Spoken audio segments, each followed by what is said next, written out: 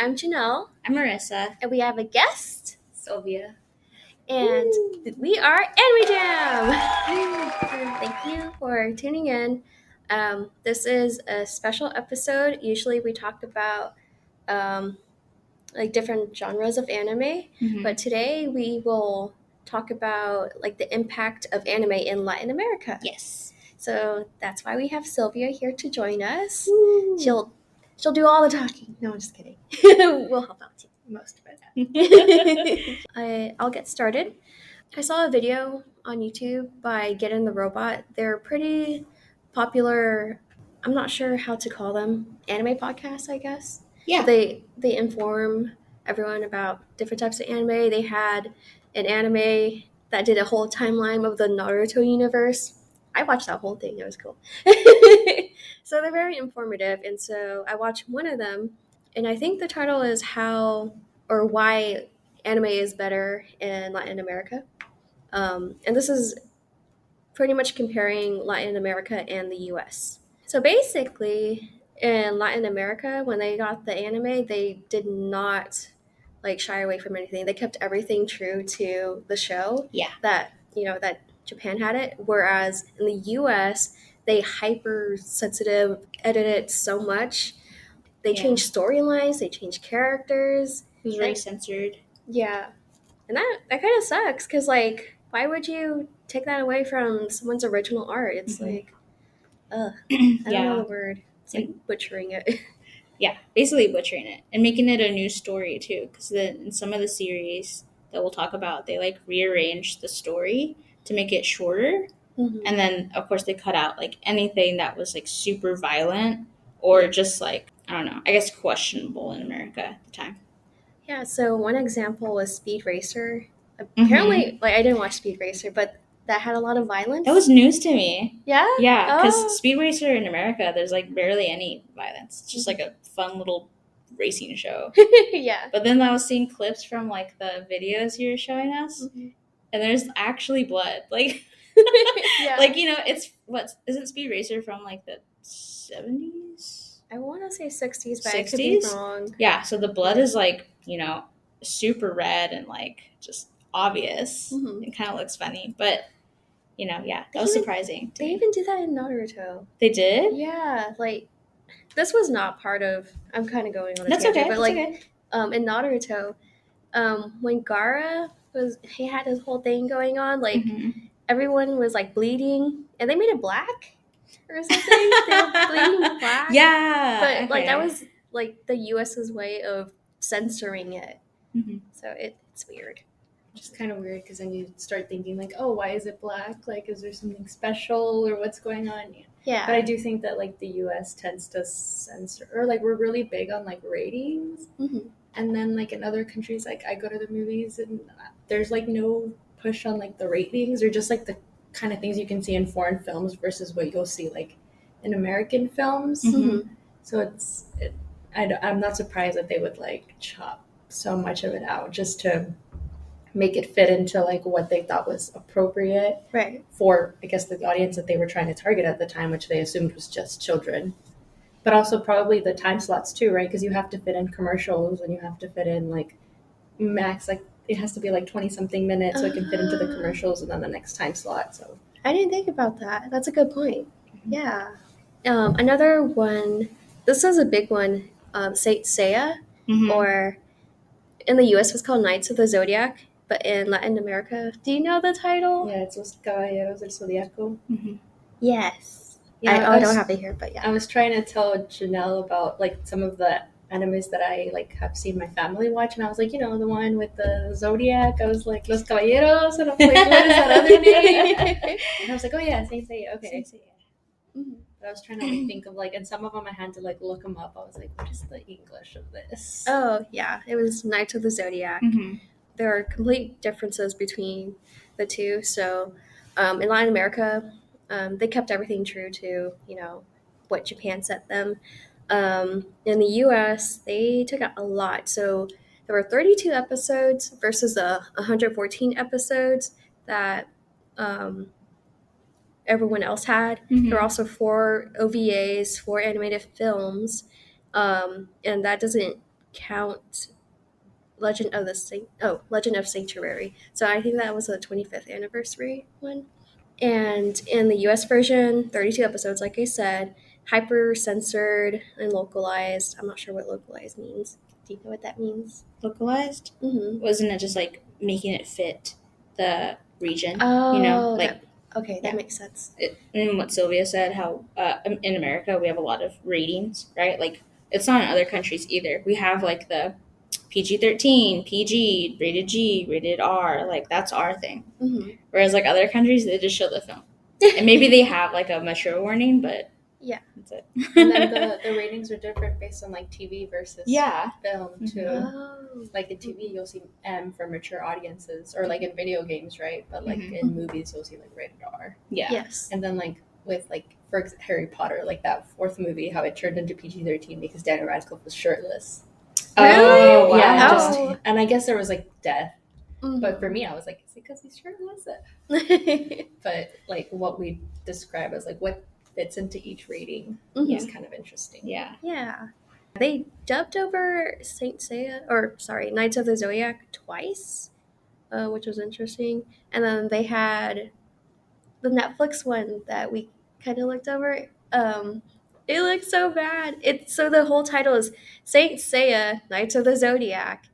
And it's a 2018 series on Netflix, and the animation is awful. Can you describe it? What does it look like? I wouldn't call it awful, but it looks like Paw Patrol or like something like the CGI and well, it's just the colors are very bright. Like it definitely looks like it's trying to target like younger children. So it's like 3D-ish. Yeah, like it's very much for like like little toddlers or something, because like just the way the colors and the way they're talking, it's clearly trying to like have them focused on it. But Janelle was saying that it reminds her of like the Ladybug in Cat Noir. And I was like, first off, don't disrespect me. I love Miraculous Ladybug. I don't. She frustrates me sometimes, but like Cat Noir. And so it's like that animation style. Yes. Okay. Yeah. Which very independent. Is like it can be a hit and miss, right? Yeah. Okay. Yeah. But when it's something that's being based off of something we already know, it's like, no, don't do this. Yeah. I was going to mention, how you were saying like the episodes were shortened because I did mention like commercials. But I think that like the US also has a history of not having like very long running series. Like the way Disney Channel would kind of stop at a certain episode count. Yeah. And I think that tends to be true for some of American television. We've shied away from that. Like now we'll have like 7 or 8 like seasons of like The Flash or like a lot of the DC stuff. And then there's of course like Grey's Anatomy and Days of Our Lives that go on forever, but those are like live action versus I feel like with animation it might be something to do with like the budgeting or what they tend to like shorten them.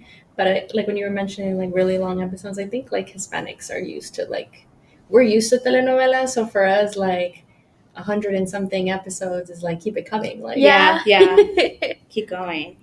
And we're used, it's not almost broken down into because a telenovela just kind of keeps airing till it's done, versus like here we're used to like seasons. And I guess with the anime it wasn't really like broken down into seasons before. Like now I know like Demon Slayer does like the pauses, but I guess when they were being fed into like Latin America, they were being fed into like just every week. They're just trying to get it out into them. And Latin America was very accepting of a lot of anime too. There wasn't a big market for it, right? Like the US was a lot stricter. So Japan is like, well, we have this entire other market audience who are really craving for something different. Let's give it to them. Yeah. And so they did. And I like to think that they're appreciative that like in Latin America, they didn't feel the need to really censor a lot of their material.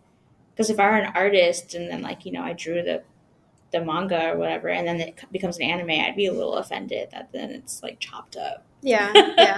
And like rearranged, and I'm like, why did you make my protagonist a girl?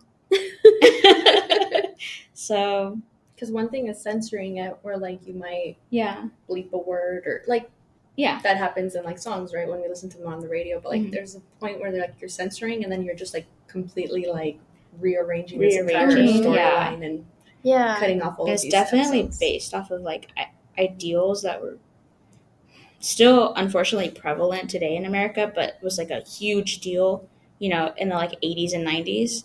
So like Sailor Moon, for example, they're cousins. Like, I Oh, forgot the sailor. I think it's Sailor Neptune and Sailor Uranus. But in America, they're cousins. In Japan, they're not meant to be cousins. No. And so it's like just a weird censorship part where they felt like maybe it was going to be too, I guess, spicy. Risky. Yeah, risky to show as a kid's show. But let me tell you, when I was 5 and watching it, I didn't care. The cousins' relationship. I cared about like the magic in it and everything, the fight scenes. I was more invested in Usagi's and Mamoru's relationship than I was like anybody else's. So, but were you invested in it because you didn't realize there was a relationship with the cousins? Exactly. Yeah, like, but they're not cousins. Right. Right, they're like, not cousins. If you had seen the original, maybe you would have been more invested, but like you didn't realize it because it wasn't in your face. I was like, oh, they're cousins. Oh, whatever. Like, it wasn't a big deal to me. And maybe like if they didn't change it to where it was cousins and I'd seen it, I still don't think I would have minded or whatever. Because kids are just not.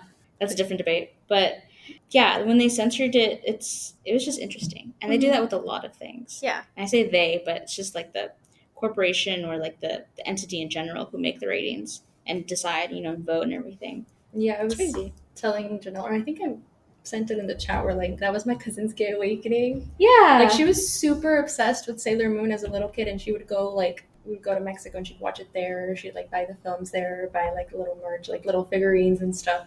But she was like obsessed with it, and to this day she's really obsessed with Sailor Moon. And like when you think about like the American version versus like what we were actually watching, it was like, oh, it was so gay. I see it. But it is funny to think like they got rearranged and they got changed into being cousins. Like that was going to explain their closeness. Like we're going to make them cousins. Yeah. Like, okay. Like we're not siblings at that point. I don't know. Like it was different. Mm-hmm. Another thing that kind of reminds me, we're going off a little tangent, but that I didn't realize that there were 2 different Cardcaptor Sakura or like Cardcaptor shows.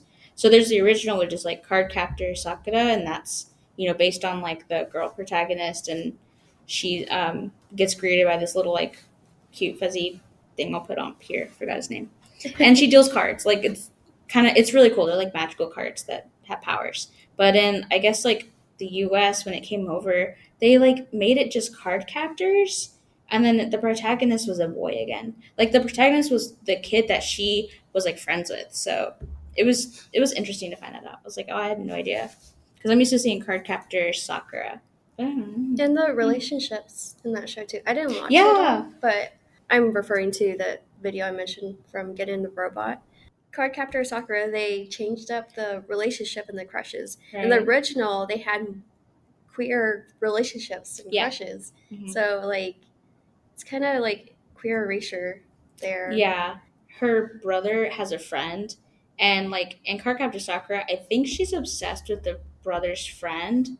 Like she has a hardcore crush on him, but like the brother's friend is really interested in the brother. Like it's obvious that they're just so close together. Yeah. And it's funny because I did watch the American version of Cardcaptor Sakura, and they like completely they go over that, right? They're just like, oh, they're just 2 bros. The bromance. Yeah. I love a good bromance, Yeah. Like if it's a bromance, it's great, but if it's meant to be queer, like exactly. But I mean, that was kind of the history. I took an LGBT class.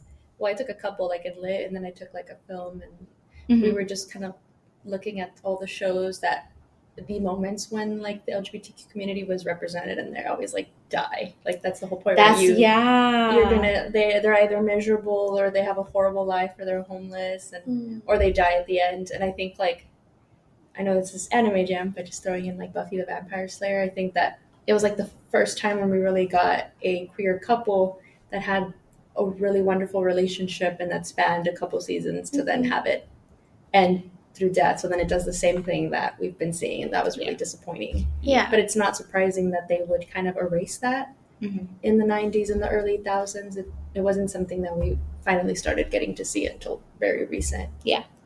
So there's a lot of really popular shows that we have nowadays that are, I guess, like almost like a religion, right? Where it's like you got Dragon Ball Z, you have, of course, Sailor Moon. What I thought was really interesting that I think is super popular, just I guess in Mexico, is My Hero Academia. Yes. Like, oh my gosh, that is blown up so much. Really? Yes. Yeah. It's, you know what? It follows the same vibe as Dragon Ball Z because they're both like two really good shonen anime. And I think My Hero Academia is just also a lot more approachable. There's so many diverse characters in My Hero that like anybody could be like, oh, I really like that character. You know, they're a lot like me or whatever. Mm-hmm. Or they just might like their like quirks and stuff. I think it's super interesting that Dragon Ball Z took off as well as it did, especially in Mexico. Because I have cousins who would like come to the US and we would throw parties and everything, and they would just be decked out in like Dragon Ball Z merch. You know what I mean? Like shirts.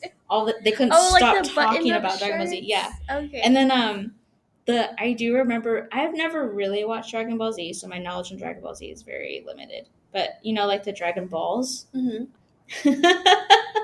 They would try to teach me how to play like a game that involves the Dragon Ball Z balls. So you had like these little tiny balls in a sachet, and they would place them here, and they're like, okay, this is the game, this is how you do it. And I'm like, this is from an anime? And they're like, yeah. And they're much older than me. Like my cousins were 16 at this point when I was like, I don't know, you know, like 5 or 6 or whatever. Mm-hmm. Honestly, it's a really good memory for me. I'm pretty sure there's like a lot of kids in Latin America that are named Goku or something. Oh my god! Or like just dads wanting to deck out their kids like their sons' rooms with like nothing but DBZ. And there's this funny video that I watched on the internet where like girls wondering what their boyfriends are doing when they're out with their friends, like, oh, he's cheating on me, and they're having like a full debate over who's stronger, like, or who's the better dad, or who's like, like just all these funny debates about Dragon Ball Z. And like now with like Demon Slayer being popular, like they'll edit the video to have them like arguing about Demon Slayer. And it's like that is exactly what they're doing, because I would like watch my cousins doing that, or my guy friends. Like a lot of my guy friends are super obsessed with DBZ, and I was like, my grandpa is like obsessed with anime. And like Saint Seiya was like one of his big ones, but like Dragon Ball Z 2, I got him a little Funko Pop. Yeah. And he was mad as heck because like the kids went in there, like his great grandkids, and opened the Funko Pop, and he's like, you're not supposed to open it. He was collecting them, right? And he was like very upset that these children ruined it. Yeah. Because I was telling my dad, when am I gonna send him more? And my dad's like, ma'am, like no. And I'm like, yes, I'm gonna buy your dad some more. That's sweet. Yeah. I like how you say your grandpa really likes anime, because it just shows like how it's seeped into generations. Oh yeah. Even if it's not like the previous generation, it's still going back to the last one. And I think it's just because it was so prevalent. It was just like a show that they aired, and it's a long show too. And I was showing. I'm sorry. No, I was showing Janelle a video of my grandpa watching Los Caballeros del Zodiaco. Yeah. Oh, okay. It's really funny. He's just like kind of sitting there, just like not paying attention to anybody, just watching. He's enjoying. He's chilling. Yeah. That's really cute. I love that. Mm-hmm. We don't really see like older generations watching anime because it's like a kid's thing. But to hear about your grandpa, and like, you know, he's not the only grandpa watching anime. He probably has like other colleagues or something. I don't know, that watch friends that watch anime too. Yeah. That's really cool. I like that. I guess because in the show that you were mentioning, or the podcast that you were mentioning, Get in the Robot? Yes. Mm-hmm. Thank you. Oh, it's in reference to Neon Genesis Evangelion. Oh, really? Like Sanji, get in the robot. Oh, yeah. Okay. Wait, Shinji. What was his name? Shinji. Okay. Yeah. So they made anime a lot more readily available than it would be in the U.S. The only time I saw anime in the U.S. was if it aired on Cartoon Network, maybe, like Toonami, yeah, and that was late at night. Adult Swim too. Yeah, I had to be up like late. I don't think I ever watched anime like here in the U.S. till we got cable, and it was like Cartoon Network, like where you could watch like Bleach or Naruto. Yeah. But in Mexico, it's like the video of my grandpa. It's like 3 p.m. or something. Like he knows when to tune in. Like he'll watch his telenovelas, and he'll watch the news, and he'll watch his anime, and like he knows the hours that each is set to like come out. And it's not even, we have cable, but it like these are the regular channels. Mm-hmm. Like it's Canal 5 or whatever. And like he's just watching his anime, and like it's so much more readily available there than here, where you have to look for Cartoon Network or something. And I do know nowadays, like my cousins were mentioning, like obviously you have to have like Crunchyroll or Funimation. Mm-hmm. But a lot of the times there's a lot available through like Netflix. Like the more popular ones are going to be on Netflix, so Attack on Titan, Demon Slayer, and they'll always be like the number ones in the country. Hulu too. I think Hulu was simulcasting Mm-hmm. Bleach. Yeah, the new one. The new one, Yeah. yeah. We don't have Hulu in Mexico. I think it's like just mhm. I think it's just American. Like I tried watching Hulu when I was over there and they wouldn't let me. Mhm. But Netflix is there, Crunchyroll, Funimation, and like you'll just watch it on YouTube or Mhm. other sources. Yeah. Yeah. Yeah. Mhm. Since we mentioned Dragon Ball Z, that was another one that was really censored in the U.S. Apparently, it was like way more violent in the original. More than it actually, like more than it is shown in America. Yeah. I mean, this is coming from like a culture that like there's always this video that kind of airs of this girl beating up a girl in a wheelchair, and she's like, "Get away from my man," and she like throws her off the wheelchair. Like, Oh, I know what you're talking and about. Yeah. they use her usually for like crying in Spanish. Yeah. And so we're very dramatic, or apparently, and like Latinas are very toxic apparently. But I mean, we're used to like being pushed off stairs and dying like 3 different times in a telenovela, and having like a twin brother who was like seducing his wife. Like we're so used to this kind of violence and craziness that there was no way they were going to censor something like that. If kids are watching telenovelas, I grew up watching telenovelas. Like there was no censorship. Like I was like, whoa, you know. So obviously, like we're not going to censor animation. Like why? And I think it might also have to do just the reality that we have to live in. And I mean, there's this assumption that Mexico and like other Latin American countries are nothing but violence and drugs and cartels, and that's not entirely true. Like there are places that are safe, but we are used to that being a reality. I mean, I think if you lived like in parts of California, that can be your reality, right? Parts of New York, like. But when you're in certain like hoods, when that's like something that you've seen, like it's not going to faze you to watch it on TV. Yeah. In fact, it feels much more real. Like you can understand like violence and stuff. Yeah, that's a really good point to make. So I asked Jose is my husband. I asked him about his experience watching anime growing up, but he said mostly his older brother would watch anime on one of the Spanish channels, but I forgot what it's called. It's not Telemundo, but it was another Spanish program. Is it the Azteca one? That one. So they would show some anime on there, and his brother watched Saint Seiya and Captain Tsubasa, and I'm not sure do you know the Spanish name for that? Supercampeones, I think. Yeah. But yeah, when you were saying like Saint Tsubasa, I was like, I feel like I know what that is, and I was trying to like piece it together, and I was like, what is it in Spanish? But it's Supercampeón. Okay, and it's about soccer, or football. Football, yeah, the right way of saying it. I agree with that way, because like you use your feet to kick the ball. It's like universal. Yeah, it's football everywhere but in America. Yeah. The U.S. censoring things again. Yes. So that one was a really popular one that my brother-in-law watched, and it's about a Japanese soccer team, I believe, but there is like a Latino character, obviously, from Argentina, and I guess he was like one of the prevalent characters. I think his name was Juan Diaz, and yes, so his name is Juan Diaz. It's a shout out to Ramon Angel Diaz, but his personality is modeled off of Diego Maradona. Oh my God, yes, Maradona. Yeah. And they're both football players from Argentina. I mean, Maradona's huge. Yeah. Like Messi? Messi and Ronaldo are huge like now, and Maradona's like, just like legend. Yeah. Okay. Oh, that's Messi's really very, interesting. But Maradona was I think he was like the captain for a while. I was like obsessed with soccer, especially like in high school, and like my mom too. But yeah, that's why like I think Supercampeones is like really big too, because we love soccer. Yeah. But like going on a tangent on sports, Mexico was also really huge on volleyball. Oh, and so okay. like IQ is pretty big too. Like most of my cousins have like played volleyball since they were kids. Yeah. And they went on to play volleyball professionally, like in the university. Mm-hmm. And like my aunt would play volleyball, and like they'd watch like volleyball anime. Like sports animes are really popular in Mexico. Oh yeah. But we also like they play the sport and they watch the anime. They do a little bit of both. I like that. That's really nice. Cool. I was about to say cute, but it's cute. Yeah. I have just a little bit of notes to add on. When researching about like how prevalent it is in Latin America, I also came across like how the music industry is over there too. It's interesting how it all like ties together. And I had no idea that this was like even really related, right?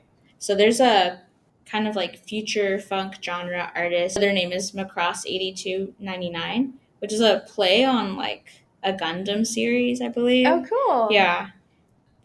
They commonly make use of like video games, Japanese pop culture, and then a big thing is like 80s and 90s like music. So it's called like city pop, right? Where it's like very poppy, very electric, but it's also heavily influenced from like 80s music, right? And so he like makes these different like remixes and tracks and DJs a lot of these different songs, and they all have something to do with like Sailor Moon or some type of anime, which is really cool. It fits like the theme because Sailor Moon came out in the 90s. It's a 90s like anime, so a lot of the music is going to be like 90s music or like 90s super influence. 90s influence or 80s influence, right?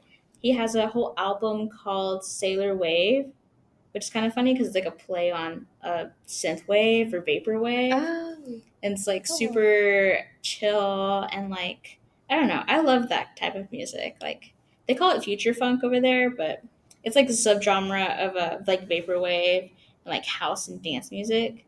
Popular in the 90s. 90s. Yeah. He also collaborated with artists such as the Ranma Half composer. Yeah. Oh. So his name is Hideharu Mori, which I thought was really cool, really interesting.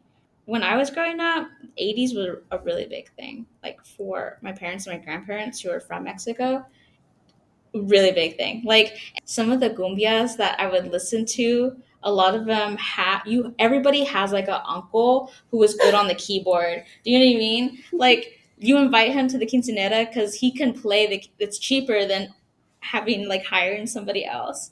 And I remember the keyboard being really popular in my household.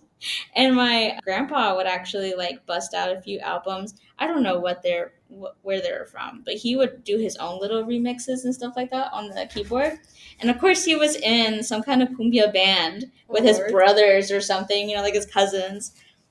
And they would go around and do covers and stuff like that. But I just think it's a fun little tidbit of like the music industry over there. Going off like so many tangents that I want to share, but like you also sent that article about like music festivals that they do and how there's like songs inspired by different anime. Yeah. But I thought it was funny that they had like they had a few corridos too of some of like the Naruto characters, and I was like, that doesn't surprise me at all. What is that?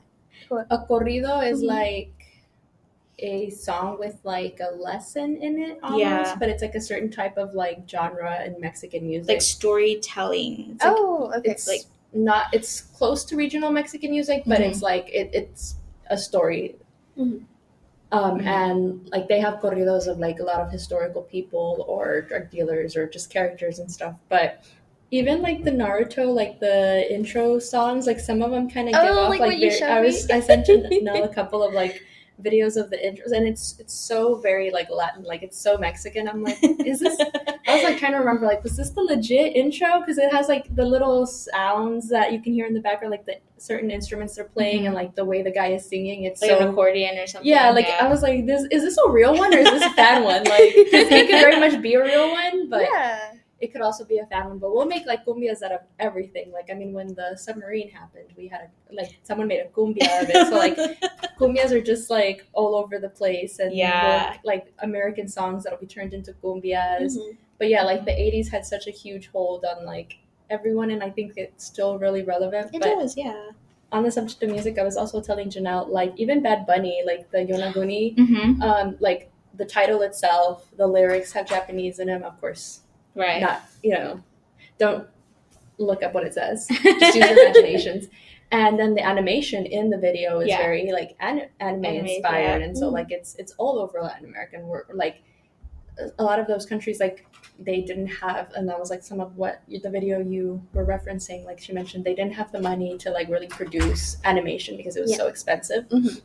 So they were buying it from other countries. But like a lot of things get imported. I mean, most of the books my cousins read are translated from like U.S. American authors. Music's coming from like other countries. I mean, baseball is like really huge. So it's like a lot of influence from like the worldwide. Right. Very international. which is cool. It's very accepting. I mean, here we do. I don't know if you had like birria ramen. Yeah. And it's Yeah, so good, and you're they'll do it right. like Yeah. I want to try that. it's Birria so ramen. good. Yeah. And Yeah. like they do that in Mexico too, or they'll have like ramen shops in Mexico and cute little merch that you can buy, or like collectibles. And my cousins make, like, one of my cousins went into digital media, so that's her college degree, and she makes animation. She makes her own little cartoons. The other one, she's a nurse, but she makes little clay figurines, and so she makes like all of my, like, she made me a Bakugo one. She made me a Bad Bunny with like the Yono style, and she's making me a Totoro right now. But like, you know, their artistic kind of like abilities kind of stemmed from like being so obsessed with anime. Yeah. And like I was thinking of like some of the older ones, like that Haiti one, I think, that old anime, that Haiti and the something, or Heidi, whatever you pronounce Heidi it. in the Alps or something like that. Yeah, Heidi in the Alps. That's the older one. Yeah, like a lot of those older ones are like Messenger said that, like the stuff that like my aunts and like my uncles would watch. And I know this one's American, but like my mom used to like yell out like the He-Man and the like, and I would just be like, what is this woman talking about? Like, because I never saw it like as a kid here in the US, but she was always talking about it. She was obsessed with it, like just randomly yelling it out, and like por el poder de whatever. And I was like, what is going on? Okay. No, go ahead. For the honor of Grayskull? Yeah, but she was like, por el poder de Grayskull, and like yelling, and I'm just like, okay, mom, just can you finish making her dinner? Show. Like, can you please? Like, what does this have to do with dinner? But she, like, so like I knew what it was because she was obsessed with it. Yeah. And I didn't really get to see it till I like would go to Mexico, or like now as an adult. For them, it's super normal that like their kids. I'm like the oldest, and I'm like close to 30, and then my little brother's 7, and like all 4 of us will be sitting there watching really anime, like watching the same stuff, and like being super like yelling. And we have this video of us acting out that scene whenever in Demon Slayer, you know, when like he gets his arm cut off and everything. Like my brother's just laying there without an arm, and I'm like, that's really sweet though. Like it's something you can watch with your family and bond over. And my parents would be so unfazed because they're like, okay. I'm like, you can't judge us, mom. You're yelling out like, I'm like, It's like the same feeling I get when my whole family watches The Legend of Avatar. Avatar: The Last Airbender. My mom bought like the DVD set that had all 3 books. She got like the collector's edition, and she has that saved. And don't touch it. Yeah, exactly. Like I was like, I had moved out for the very first time years ago, and I was like, hey, are you watching your like Avatar disc set? Because I want to watch it. And it wasn't on Netflix at this point. It was not there. And so she's like, no, because it's precious to me. Like, what if you lose it? What if a disc gets damaged? They don't make these anymore. And I'm like, okay. She's fine. A mood. It's cool. Absolute mood. Yeah. I love it. That's what we have our adult money for. You know, to, like buy the things that we love as children. Yeah. And I think that that's very true for like my parents, or like my grandpa, like being so excited about the Funko Pop I bought him, because his whole life was really, you know, just especially in Mexico where it's like, it's just work. You don't finish school, you work. And so to be able to get to be a child again as an adult, it's really endearing to see like this guy like has his crazy grandkids in the background. He does not care. He's like, that's awesome. Yeah. He'll just close the door for being too loud and annoying him. So there are Latin characters in anime. One of them would be Monkey D. Luffy from One Piece. It's not said in the show, but you said there was an interview with Oda? Yeah, Inaki, I forget his last name, but his first name is Inaki. He's from Mexico. He's Mexican. This is a guy who is playing in the One Piece live action. He plays the character Luffy. He got to like have an interview with Oda. I cried when I watched that video because Oda was like, I'm so thankful that you're the one who got cast because you really represent Luffy for me. And then he goes on to say like Luffy is of like Latin American origin and how he kind of fits it. He's like, you're great. I couldn't have asked for like another person to be Luffy. But just such a high honor from Oda. I was like, oh my God, I'm in his place. Like, thank you.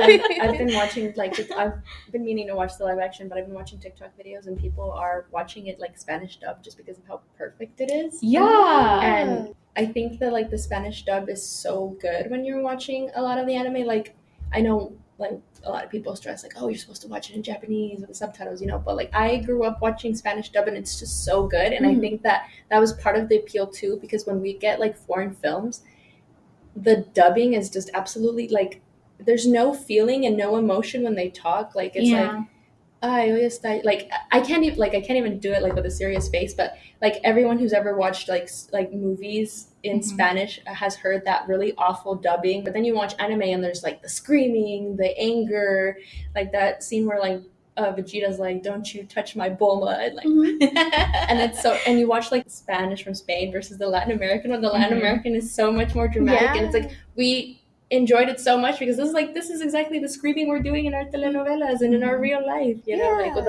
the intensity and the emotion behind it. And I mean, because of the Spanish dubbing sometimes. And so like going back to like One Piece, I think there were like a lot of Latinos were just talking about how beautiful it is to see that, and like the way the accent is and everything. A good representation. Yeah, absolutely. I think I heard this correctly, but I think in Japan they sometimes watch the Spanish dub because of how good it is. So I thought that was a really interesting fact that they do that. And Japan is actually really into like Chicano stuff too. They have this whole like underground Chicano, like the eyeliner, the shoes, the shirts, the lowriders, you know. So it's like really nice to see like Mexican American kind of subculture being like transferred, so appreciated in Japan, and like us Hispanics we love Japan, so like having to see that like mutual love. And like in Mexico there's a lot of Japanese companies and like people, like especially like Aguascalientes is one of the bigger cities nearby where we live, and there's always like a lot of Japanese restaurants and Japanese people working there, and my cousins work for like Japanese companies.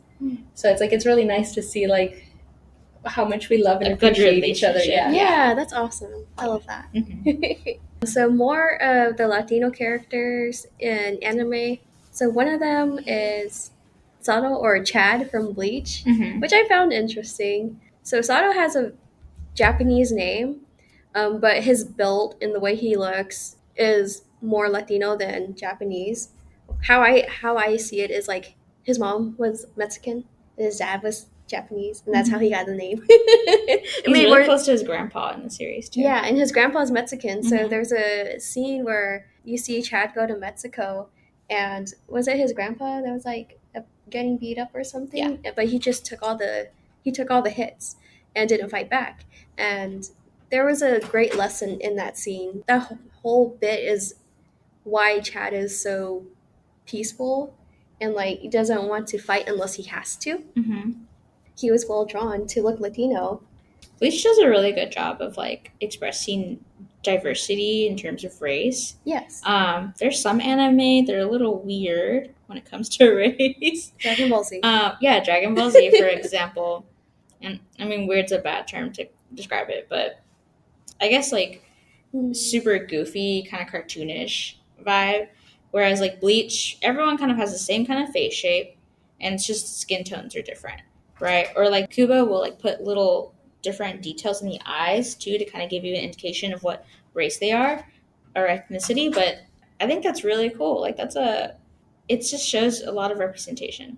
And then as soon as I saw Chad when I was watching Bleach, I was like, oh, okay. I was like, I see. And I think in the anime, Chad gets like a pendant from his uncle, or no, his grandpa. His grandpa. And the pendant's like, it's Mexico. Like it's the eagle and the snake and the nopal. Yeah, the nopal, and I think so. I don't know. I'll have to look it up. I'll put it right here. The pendant.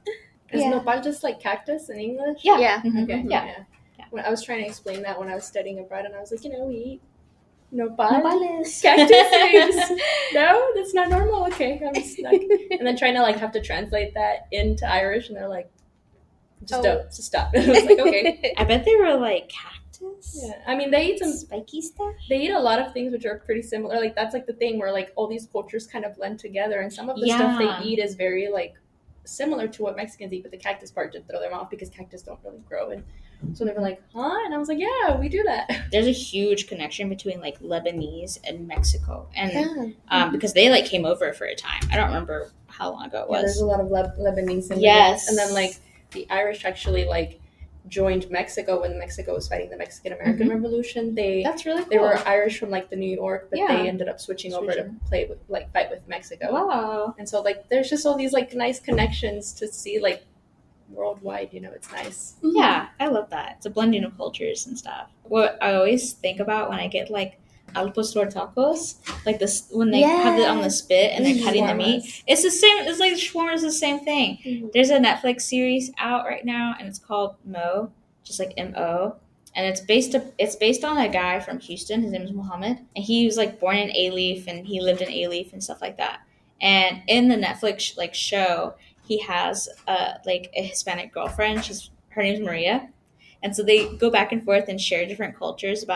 It was just a cool blending of cultures because he's from Palestine and she's from Mexico. So I love that whole. And I mean, food plays such a big part in that too. I mean, because the whole it's literally because Lebanese immigrants were moving to like Jalisco and like different areas in Mexico, and that's kind of where the food really started. Exactly. And that's the whole thing with like ramen birria now, right? Yeah. We love anime, we like birria. Let's just put these two things together, and it works really well. Yeah, we gotta put a picture of that. Yeah, right here. Yeah, and there's a lot of fusion stuff too. Like especially if you live here in Houston or if you live in Austin, you'll find a lot of fusion restaurants. Okay, so example, there's a food truck here. I don't know if they're still here anymore, but they're called Coreanos. The Korean. Yes. Yeah. And they have a lot of that in like LA and like too, like where the fusion and the Mexican. Yeah. It's a perfect blend. We just go perfectly together. Yeah, it's delicious. Another Latino character from one of my favorite anime, David Martinez from Cyberpunk Edge Runners. Mm-hmm. And Cyberpunk 2077 is a video game, and I guess to promote the game again, they made the anime Edge Runners, and it's only 10 episodes long.